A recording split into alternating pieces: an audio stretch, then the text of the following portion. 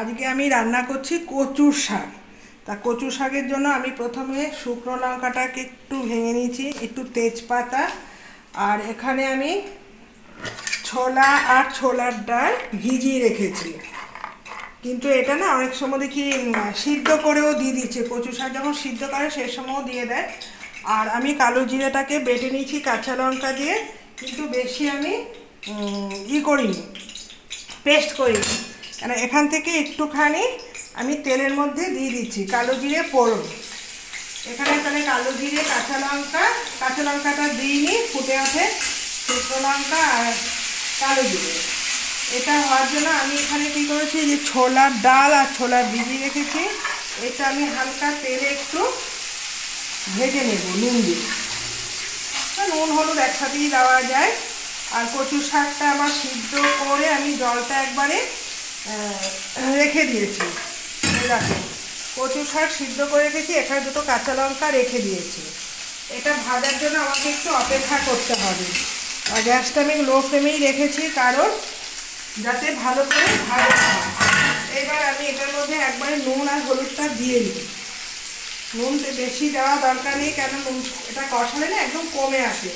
তোমরা শুরুতে অল্প দেবে, তারপরে যদি মনে হয় একদম কষানোর সময় শেষের দিকে আবার নুনটাকে একটু দেখে তারপরে নুন দেবে। কারণ এটা যত কষানো হবে দেখা হচ্ছে এইটা এতটা তো কমে গেলে হাফ হয়ে যাবে। তা আমার এটা ছোলাটা বেশ সুন্দর ভাজা হয়ে গেছে এবং নরমও হয়ে গেছে। এবার প্রচুর ওটা যখন কষাবো ওটা বাকিটা সিদ্ধ হয়ে যাবে। এইবার আমার এটা হয়ে গেছে। এবার এখানে কোনো মশলা আমার দিতে হবে না। এটা এত সুন্দর খেতে লাগে কচু শাক দিয়ে, অনেকেই ভাত খাওয়া যায়।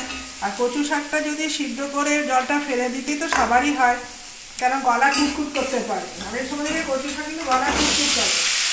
তাও এখন বাজারে যে কচু শাকগুলো বিক্রি হয় এগুলো নাকি চাষে এতটা গলা ধরে। তাহলে এটাকে উঠিয়ে নিই, সবার সঙ্গে মিক্স করে রাখি।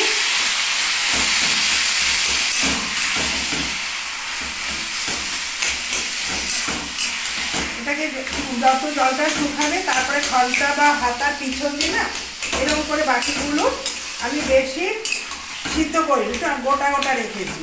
আর কষাতে কী হবে, জলটা শুকিয়ে যাবে। এই যে এইভাবে বাকিটা আমি এইভাবে দেখো ক্ষমতাটার সাহায্যে এইভাবে মিশিয়ে নিচ্ছি। বেশ সুন্দর মিশেও গেছে, দেখেছো? আর এটা যখন একদম মাখো মাখো হয়ে যাবে তখন বুঝে যাবে এটা একটা জায়গা কষাতে কষাতে এইভাবে ওলটপালট করে যে জলটা থাকে আমাদেরকে শুকিয়ে নিতে হবে।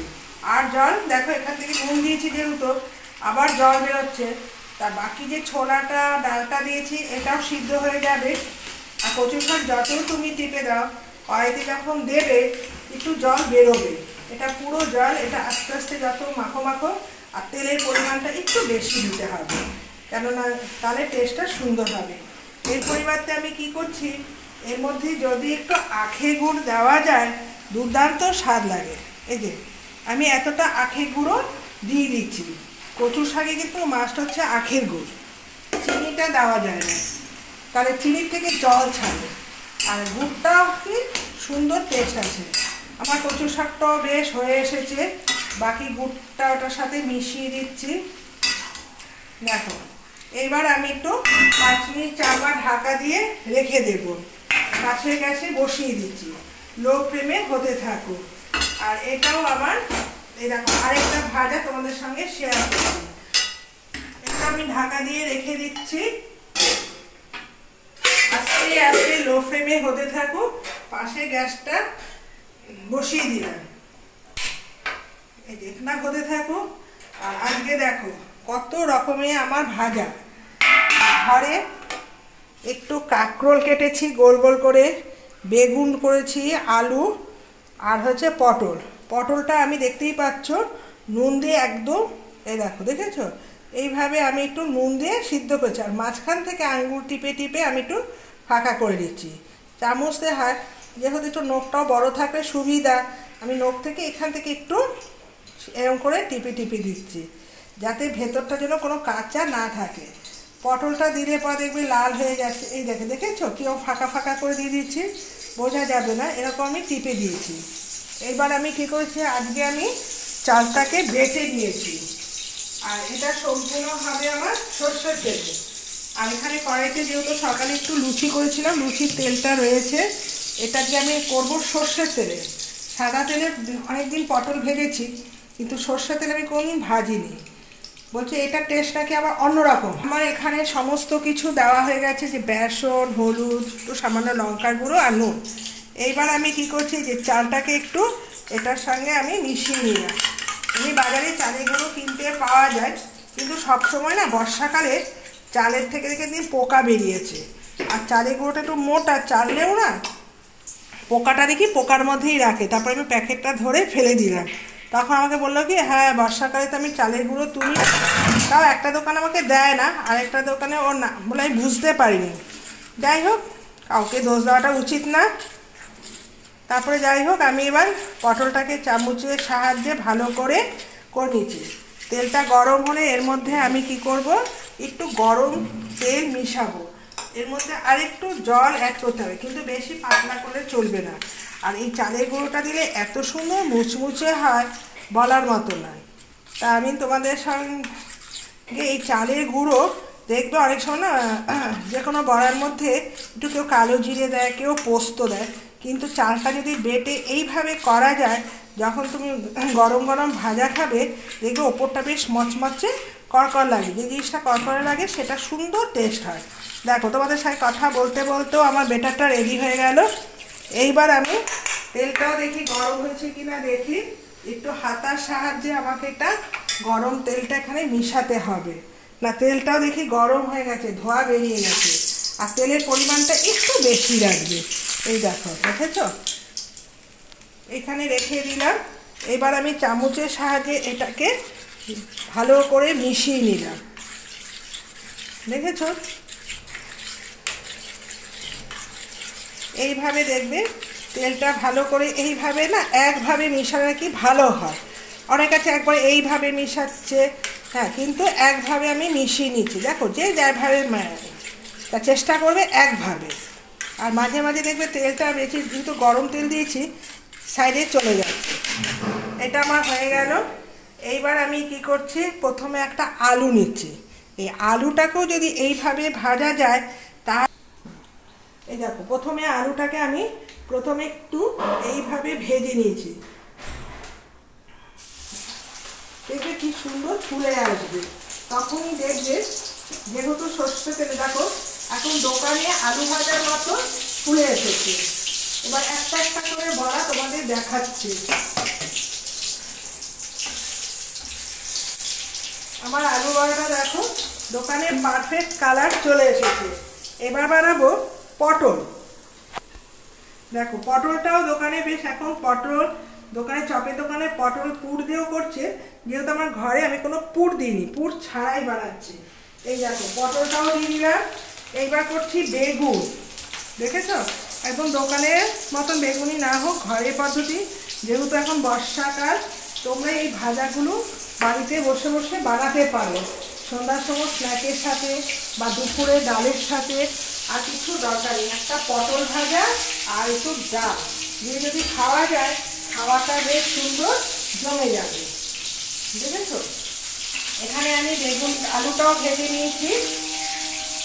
এটা আমার না করার জন্য একটু অপেক্ষা রাখতে হবে, যাতে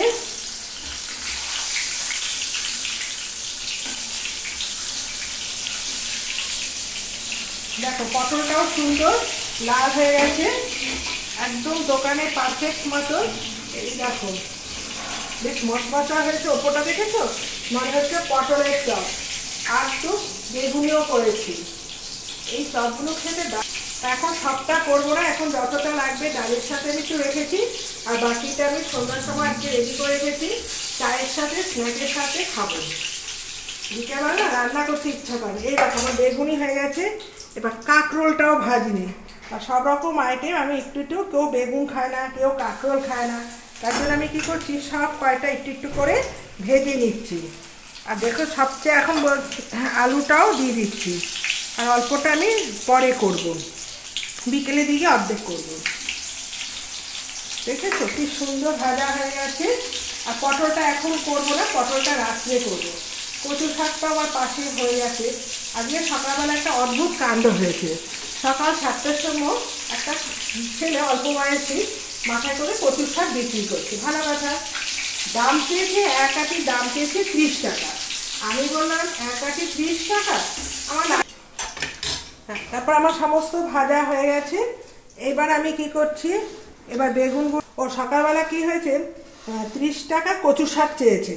হ্যাঁ, তোমরা কি বেশি 10 টাকা কচু শাকটাকে 30 টাকা তোমার পোষালে তুমি দেবে, না পোষালে। তারপর আমি ফার্স্টেই বলে দিচ্ছি 5 টাকা বেশি দেবো না। যাই হোক, এখন 5 টাকার কোনো মূল্য নেই, কেন বললে তো হলো না। তারপরে সেই কিছু পরে কি পাশের বাড়ির লোক, আর দেখুন পাশের বাড়ির লোক কি বলেছে আমার জানার দরকার নেই, সে কী নিয়েছে কী বলছে। আপনি বিক্রি করতে এসেছেন, বিক্রি করবেন, আমার কেন পোষালে আমি নেবো, না পোষালে নেবো না। সবচেয়ে বেশি আমার রাগ হয়ে গেল, পাশের বাড়ির লোকের তুলনা দেয়। এখন দেখি ঘরে ঘরে নিজেরা কিছু করলেই অমুকেই এটা বলেছে, অমুকে এটা। আরে পাশের বাড়ির লোক কি তোমাকে খাওয়াচ্ছে না করাচ্ছে? তারপর আমি লোকটাকে বাধ্য হয়ে খুব একটা মুখ করলাম। এদিকে আমি দাঁতের ব্রাশ আমার হাতে, দেখো আমার না তোমার সাথে খারাপ ব্যবহার করার আমার মোটেই ইচ্ছা ছিল না, কিন্তু তুমি কেন তারপর জোর করে আমাকে আবার কী করলো, যে মুখ করার পর সে আবার 2 আটি কচু শাক দিয়ে গেছে। আর দেখো, তুমি মাঝে মাঝে আসবে, নিশ্চয়ই নেবো। তুমি ঘুরে ঘুরে বিক্রি করছো, তুমি লোকের কাছে যদি ভালো ব্যবহার করো নিশ্চয়ই তুমি ভালো ব্যবহার পাবে। তুমি কেন ঘুরে ঘুরে যখন বিক্রি করো, এই তোমাদের মতো লোকের কাছ থেকে না জিনিস কিনতে চায় না। তোমরা বাজারে যা দাম তার থেকে বেশিটা করো। হ্যাঁ, এখান যা বাজারে দাম তার থেকে তোমরা বেশি নাও কেন, তা তোমাদের কাছ থেকে কে নেবে? আর তোমরা যেহেতু বাড়ি বাড়ি ফেরি করো, তোমাদের না বেশি চাহিদা হয়ে গেছে। সারাদিন কি ঘুরতে ভালো লাগে? হ্যাঁ, ঠিক আছে, তোমরা বাজার থেকে সামান্য 1 টাকা 2 টাকা বেশি নিতেই পারো। আমরা ঘরে বসে সবজি নেবো, তোমাদের কি পায়ে হেঁটে হেঁটে কি পরিশ্রম হয় না? নিশ্চয়ই হয়। দেখো, তোমাদের সঙ্গে কথা বলতে বলতে আমার 3 রকমের ভাজা হয়ে গেছে, আর বাকিগুলো এখন রেখে দিলাম। দেখো, আলুর চপটা দেখেছো, দোকানের মতো ফুলকো আলুর চপ হয়ে গেছে। আর পটলের চপ করলাম, কিন্তু এখন বললাম মা তাহলে তুমি তো বিকেলের জন্য রাখতে পারবে? হ্যাঁ, রাখতে পারবো। তাহলে আজকে বিকেলবেলা আমার একটু মুড়ি দিয়ে আজকে আমি একটু চপ খাবো। না, ঠিক আছে, তোমার কথাটাই হবে। তোমরা সঙ্গে থেকো, কেমন হয়েছে আমার চপগুলো তোমরা বাড়িতে ট্রাই করে দেখবে। ঘরোয়া পদ্ধতিতে বর্ষাকালে এইগুলি না বেশ মুড়ি দিয়ে খুব ভালো লাগে। তা আমি ভেবেছিলাম একটু ডাল দিয়ে করবো, তারপর যে হোক ও বায়না করলো, না মা ডাল দিয়ে না, দুপুরে না, আমার জন্য রাত্রেও রাখবে। আজকে আমার হ্যাঁ ঠিক আছে, তোমার কথাই রাখলাম।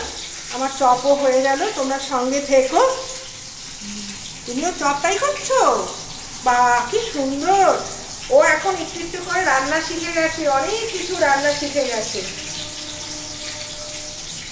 কিন্তু আমি রান্না করতে ওকে দিই না, কেননা একটু যদি হাত পুড়ে যায় তাহলে ওর বা হাত দা হাত সবই অকেজো হয়ে যাবে। আমার মা, তুমি যখন পড়াশোনা থাকবে না, তুমি এবার আস্তে আস্তে আমার সব রান্না শিখে যাবে।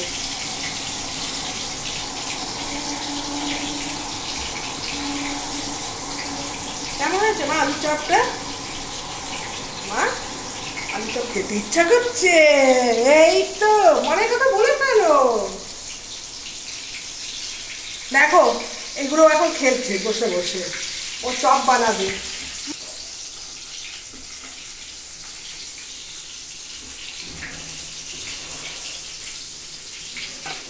আর পটলটা যখন ভাজা করবে একটু ভাপ দিয়ে একটু নুন দিয়ে সিদ্ধ করে নেবে, দেখবে পটলের ভেতরটা এখন কাঁচা কাঁচা থাকবে না। দোকানেও তাই করছে, দোকানের চপ তো ভাজা। একটা প্লেট নিয়ে আসো, আমি দিয়ে দিচ্ছি।